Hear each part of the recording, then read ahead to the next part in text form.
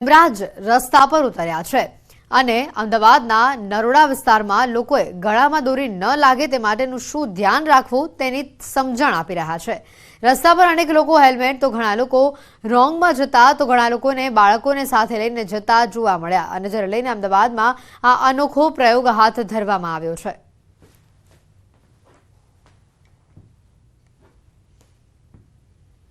અમદાવાદમાં આજે બહાર નીકળવાના હોય તો ચેતી જજો, કારણ કે અમદાવાદના રોડ ઉપર યમરાજ ફરી રહ્યા છે। આ સાંભળીને તમને નવાઈ લાગશે, પરંતુ આપ જોઈ રહ્યા છો યમરાજ છે તે ખરેખર વ્યક્તિને રોકી રહ્યા છે। તેની પાછળનું કારણ એ છે કે આ વ્યક્તિએ હેલ્મેટ નથી પહેર્યું અને સાથે જ અત્યારે ઉત્તરાયણનો પર્વ છે। ઘણા બધા લોકોના અત્યાર સુધી દોરીને કારણે ગળા કપાઈ ગયા તેવી પરિસ્થિતિ છે અને આ પરિસ્થિતિની અંદર યમરાજના ગેટઅપમાં આ જે ભાઈ છે જે નરોડા વિસ્તારના રહેવાસી છે અને નરોડા વિસ્તારમાં સૌથી વધારે લોકોને સમજાવી રહ્યા છે। મોટા ભાગના લોકો અહીં કોઈ પણ વ્યક્તિને તમે જોઈ લો, ટ્રાફિકની અંદર રેન્ડમલી તમે જોશો તો પણ તમને એક પણ વ્યક્તિ છે તે હેલ્મેટ પહેરેલું દેખાશે નહીં અને તેને કારણે જ આજે યમરાજે રોડ ઉપર ઉતરવું પડ્યું છે અને આ પ્રકારની જે પરિસ્થિતિ છે તે પરિસ્થિતિ ખરાબ ન સર્જાય, કોઈ પરિવારનો વ્યક્તિનું મોત ન થાય તે માટે ખાસ કરીને આજે યમરાજે રોડ ઉપર ઉતરવું પડ્યું છે। તો અહીં ઘણા બધા લોકો છે મારી સાથે અને આજે યમરાજને લઈને કોન્સેપ્ટ લાવ્યા છે તે લોકો સાથે પણ વાતચીત કરવાનો પ્રયત્ન કરીશું। શું નામ છે આપનું અને મને કહેશો કે યમરાજને આજે રોડ પર ઉતારવાની ફરજ કેમ પડી છે? જી ચોક્કસથી, હું કલ્પેશ પરમાર, જનતા સેના પ્રમુખ છું અને યમરાજને રોડ ઉપર ઉતરવાની ફરજ એટલા માટે પડી રહી છે કે ઉત્તરાયણનો પર્વ છે।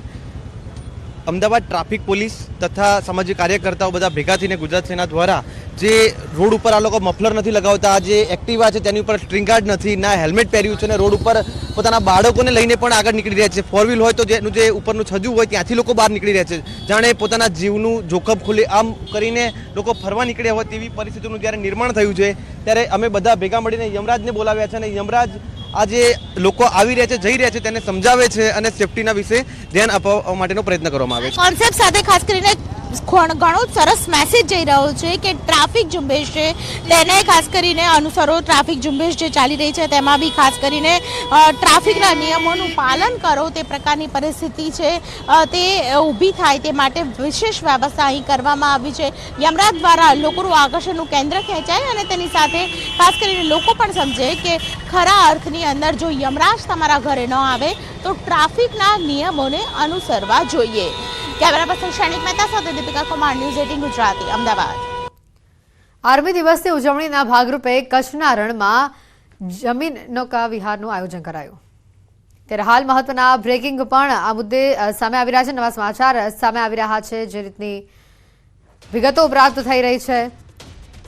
અમદાવાદ તખ્તીમાં નામ ન લખાતા એમએલએ નારાજ થયા હોવાની માહિતી સામે આવી રહી છે। એમએલએ ઇમરાન ખેડાવાલાએ આ મુદ્દે વિરોધ કર્યો હોવાનું સામે આવ્યું છે। તખ્તી પર કાળા રંગનો સ્પ્રે મારીને તેમણે પોતાનો આ વિરોધ દર્શાવ્યો છે। તખ્તીમાં પોતાનું નામ ન લખાતા ઇમરાન ખેડાવાલા નારાજ જોવા મળ્યા। તખ્તીમાં નામ ન લખાતા એમએલએની આ નારાજગી સામે આવી, તેમણે કાળો સ્પ્રે માર્યો। તખ્તી ઉપર એમએલએ ઇમરાન ખેડાવાલાએ સ્પ્રે મારીને પોતાનો વિરોધ અહીંયા દર્શાવ્યો છે। અમદાવાદ તખ્તીમાં નામ ન લખાતા એમએલએ નારાજ થયા છે, જે વિગતો સામે આવી છે। ખાડિયાના એમએલએ ઇમરાન ખેડાવાલાએ પોતાનો વિરોધ અહીંયા દર્શાવ્યો છે। તખ્તી પર કાળા રંગનો સ્પ્રે મારીને તેમણે પોતાનો વિરોધ દર્શાવ્યો છે। ચેરી રોગ હોસ્પિટલમાં ડાયાલિસિસ સેન્ટરના ઉદ્ઘાટન પ્રસંગે જ આ વિવાદ ઊભો થયો। તખ્તીમાં પોતાનું નામ ન લખાતા ઇમરાન ખેડાવાલા નારાજ જોવા મળ્યા।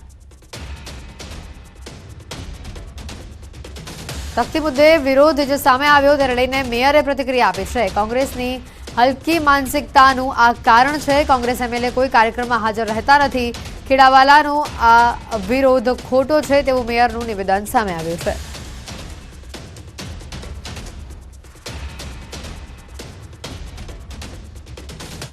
પણ આ એમની હલકી માનસિકતાના કારણે આવું એમને કર્યું છે અને કોઈ પણ વખત જ્યારે આવા કાર્યક્રમ હોય ત્યારે આવતા નથી, એટલે એમને જે આજે વિરોધ નોંધાવ્યો છે એ એમની હલકી માનસિકતાનું પરિણામ છે અને એમની કોઈ એવી રીતની રજૂઆત થતી નથી। જે રીતના આ દ્રશ્યો સામે આવ્યા છે, તખ્તી ઉપર કાળો સ્પ્રે મારીને ઇમરાન ખેડાવાલાએ પોતાનો જે વિરોધ છે તે દર્શાવ્યો છે। તખ્તી પર નામ ન લખવામાં આવતા ઇમરાન ખેડાવાલા નારાજ થયા અને આ રીતે તેમણે પોતાનો રોષ ઠાલવ્યો. તેઓની જે હરકત તેમણે આ કરી છે તેને લઈને મેયર દ્વારા નિવેદન આપવામાં આવ્યું કે આ હલકી માનસિકતાની નિશાની છે. આ પ્રકારેનો વિરોધ એ ખોટો છે. ઇમરાન ખેડાવાલાનો આ વિરોધ ખોટો છે. તકતી મુદ્દે તેમણે જે આ વિરોધ કર્યો છે તેને લઈને મેયર દ્વારા પ્રતિક્રિયા આપવામાં આવી હતી. આજે દ્રશ્યો સામે આવ્યા છે. તકતી મુદ્દે વિરોધ જે સામે આવ્યો છે જેને લઈને મેયર દ્વારા પ્રતિક્રિયા આપવામાં આવી. તકતીમાં નામ ન લખાતા એમએલએ નારાજ જોવા મળ્યા. એમએલએ ઇમરાન ખેડાવાલાનો આ જે વિરોધ છે તે સામે આવ્યો છે. તકતી ઉપર કાળા રંગનો સ્પ્રે મારીને તેમણે પોતાનો આ વિરોધ જે છે તે દર્શાવ્યો છે. જ્યાં દ્રશ્યો સામે આવ્યા છે ચેરી રોગ હોસ્પિટલમાં ડાયાલિસિસ સેન્ટરના ઉદ્ઘાટન પ્રસંગેનો આ વિવાદ સામે આવ્યો. સમાચારોમાં હાલ રોકાઈશું એક બ્રેક માટે.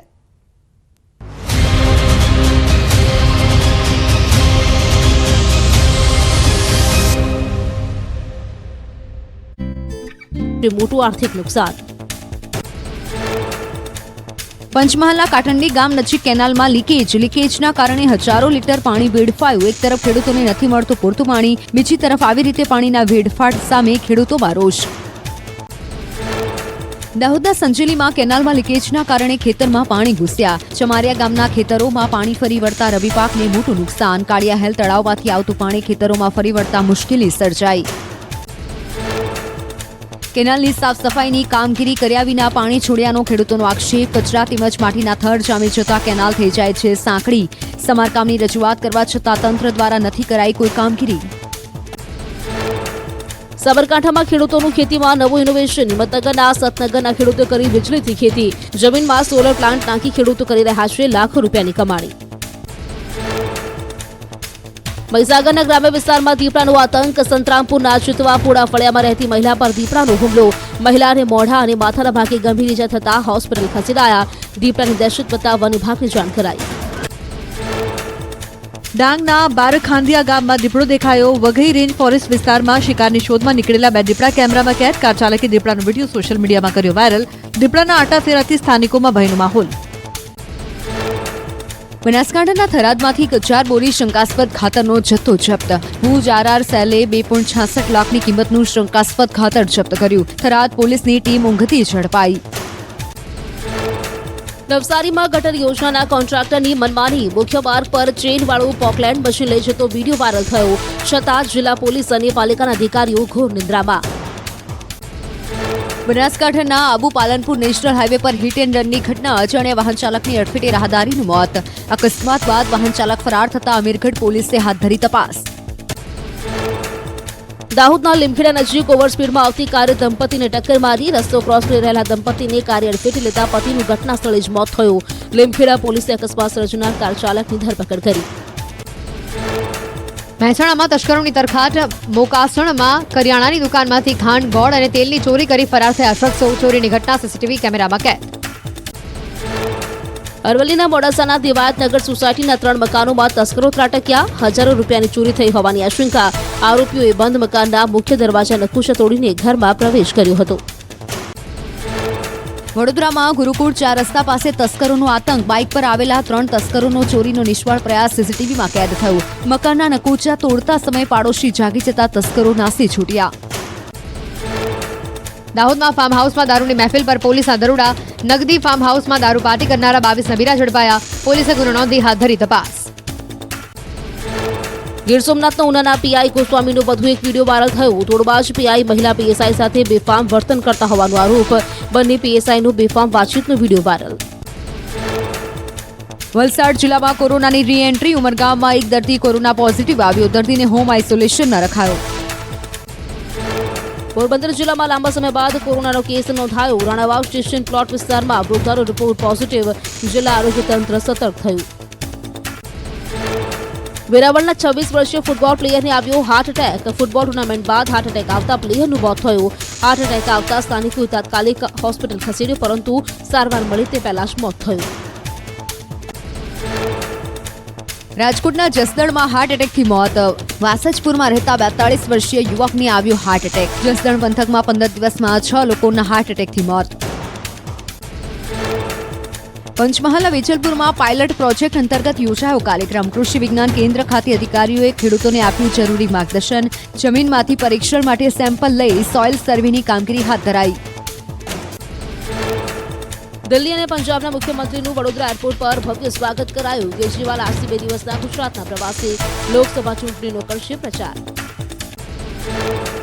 ભરૂચના નેત્રંગ ખાતે અરવિંદ કેજરીવાલ અને ભગવત માને જનસભા સંબોધી. આ પહેલે ચેતર વસાવાના સમર્થનમાં સભા યોજાઈ હતી. આમ આદમી પાર્ટીના ગુજરાતના નેતાઓ ઉપરાંત કાર્યકરો પણ ઉપસ્થિત રહ્યા હતા. ભરૂચ લોકસભા બેઠક પરથી ચેતર વસાવા ચૂંટણી લડશે. અરવિંદ કેજરીવાલે કહ્યું કે ચેતર વસાવાનો અવાજ દિલ્હીમાં ગુંજવો જોઈએ. ચેતર વસાવાને જીતાડવા જનસભામાં હાજર કાર્યકરો અને લોકોને હાકલ કરી. આમ આદમી પાર્ટીના તેઓની જાહેરાત બાદ રાજકારણ ગરમાયું. કેજરીવાલે ભાજપના નેતાઓ પર નિશાન સાધતા સાપ્તાહિક પ્રહાર કર્યા. ભરૂચ બેઠક પર ચૂંટણીમાં ત્રિપાંખીયો ખેલ ખેલાય તેવા એંધાણ.